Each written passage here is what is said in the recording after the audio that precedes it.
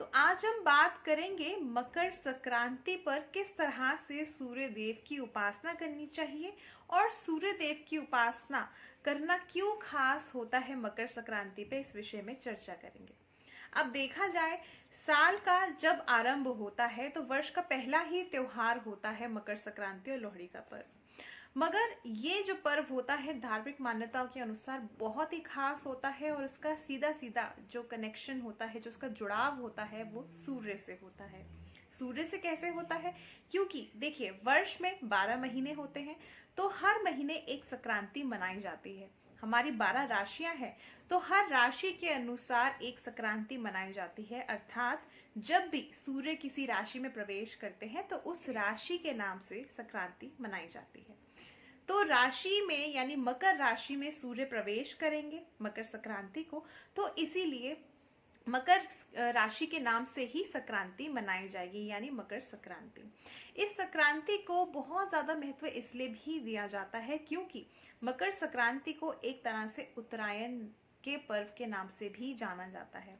इस दिन सूर्य जो होते हैं वो उत्तर दिशा में चले जाते हैं, यानी हमारे धरती की उत्तरी दिशा में चले जाते हैं, जिसकी वजह से पॉजिटिविटी एनवायरनमेंट में बहुत ज़्यादा बढ़ जाती है और जितनी भी नकारात्मकता होती है वो सभी समाप्त हो जाती है। इसलिए कहा जाता है कि जैसे जैसे होली का पर्व आता है मकर संक्रांति के बाद से, तो हर तरह की नकारात्मकता जो होती है, या हम इसको कहें कि जो लोग काला जादू करते हैं, तंत्र क्रियाओं पर विश्वास करते हैं, उन सब चीज़ों का इस समय पर समाप्ति होने लग जाती है। तो इस तरह से हर तरह की नकारात्मकता समाप्त होती है सूर्य क्योंकि उत्तरायण हो जाते हैं।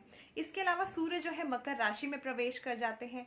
अब सूर्य का इससे सीधा सीधा कनेक्शन इसीलिए माना जाता है क्योंकि मकर राशि के स्वामी शनि हैं, और शनि जो है अगर पुरानी कथाओं के अनुसार जाने तो सूर्य देव के पुत्र हैं। तो इसीलिए ऐसा कहा जाता है कि पिता अपने पुत्र से मिलने उसके घर में यानी उनकी राशि में आता है।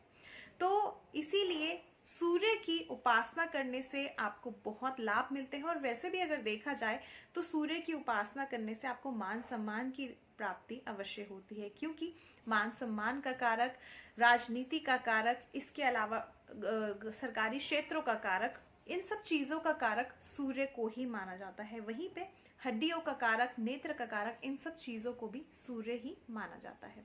तो इसीलिए मकर संक्रांति पे सूर्य देव की उपासना किस तरह से करें, इस विषय में जान लेते हैं। तो सबसे पहले सुबह उठ करके आपको स्नान करना है।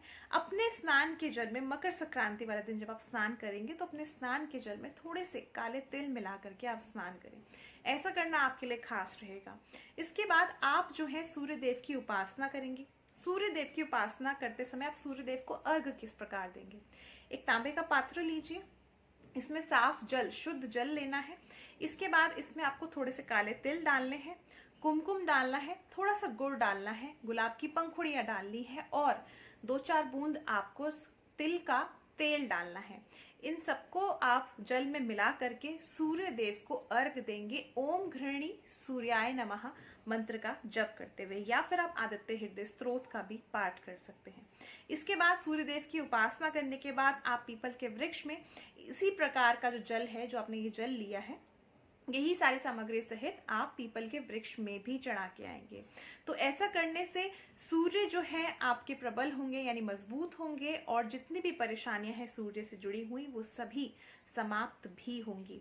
और आपके जीवन में अगर इन सब चीजों से संबंधित किसी भी तरह की परेशानी है या सूर्य आपकी कुंडली में सही प्रभाव नहीं दे रहे हैं तो वो भी बेहतर हो जाएगा।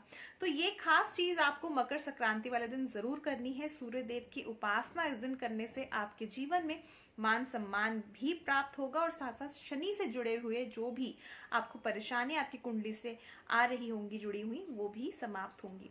तो ये खास चीजें आपको मकर संक्रांति पे जरूर करनी है। सूर्य देव की उपासना कर